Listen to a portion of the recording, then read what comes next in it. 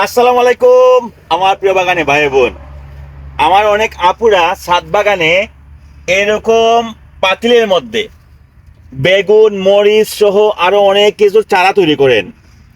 তো দেখেন এইভাবে অনেক সুন্দর কিন্তু চারা তৈরি হয়েছে। তো আজকে যে জন্য ভিডিওটা করা, এই যে দেখেন গাছে কিন্তু গুড়া পচা রোগ সৃষ্টি হয়ে গেছে। এইভাবে আস্তে আস্তে আস্তে আস্তে সম্পূর্ণ চারাগুলাই মরে যাবে। প্রিয় ভাই, এই জন্য আপনাকে কি করতে হবে?